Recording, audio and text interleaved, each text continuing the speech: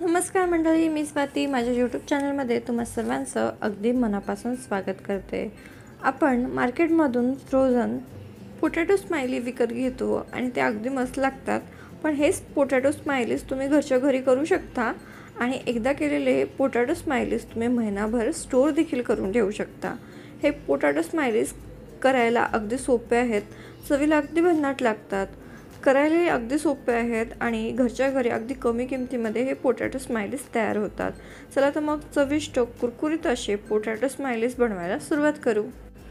तर सर्वप्रथम इथे मी अर्धा किलो उकडलेले बटाटे घेतलेले आहेत। बटाटे उकडून ते पूर्णपणे थंड करून मग आपल्याला घ्यायचे आहेत।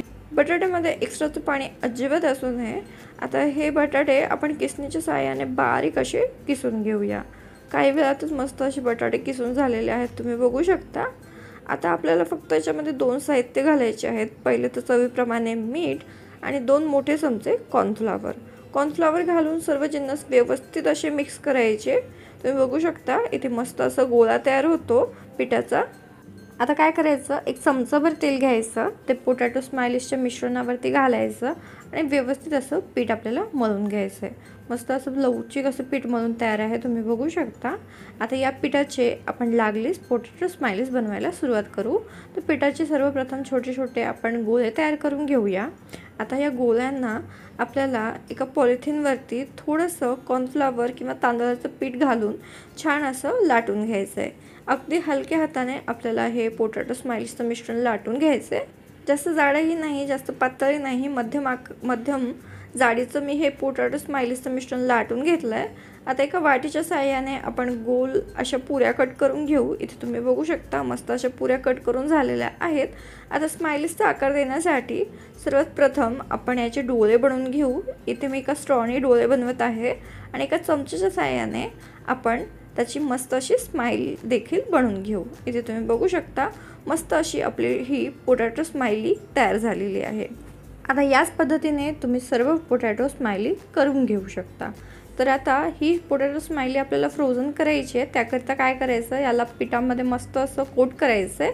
कॉर्नफ्लॉवरमध्ये मी मस्त याला कोट केलं आहे। आता हे एका ताटामध्ये ठेवायचं आणि असंच फ्रीझरमध्ये एका रात्रीसाठी किंवा दिवसभर ठेवून द्यायचं।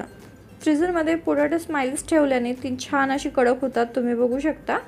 आता ही पोटॅटो स्माइलीज तुम्ही एका कॅरीबॅगमध्ये भरून फ्रीझरमध्ये 1 महिन्यासाठी स्टोर करू शकता। आता पोटॅटो स्माइली तळायची कशी ते दाखवते। तर आपल्याला गॅस मोठ्या आचेवर ठेवून मस्त असं कडकडीत तेल तापून घ्यायचं आहे। कडकडीत तेलामध्ये आपल्याला हे फ्रोझन केलेले पोटॅटो स्माइलीज असो किंवा न फ्रोझन केलेले असो, दोन्हीही आपल्याला असेच तळायचे आहेत। तुम्ही पोटॅटो स्माइलीज फ्रोझन न करता असेच देखील खाऊ शकता, तेही अगदी भन्नाट लागतात। आता मोठ्या आचेवरतीच हे पोटॅटो स्माइलीज आपण क्रिस्पी होईपर्यंत तळून घेऊ। आता तुम्ही बघू शकता हलका हलका पोटॅटो स्माइलीजला कलर यायला सुरू झालेला आहे।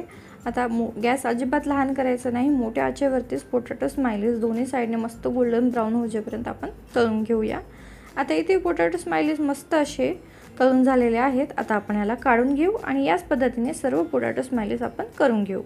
पोटॅटो स्माइलीज बनवताना जे मिश्रण उरलेलं होतं त्यामधूनच मी असे स्टिक बनवले आहेत, ते देखील मी तुम्हाला तळून दाखवते। जर तुम्हाला फ्रेंच फ्राईज खायचे असतील ना, तर या पिठापासून तुम्ही फ्रेंच फ्राईज देखील बनवू शकता, ते देखील अगदी मस्त होतात, कुरकुरीत होतात। तर या एका पिठापासून 2-2 साहित्य तुम्ही बनवू शकता।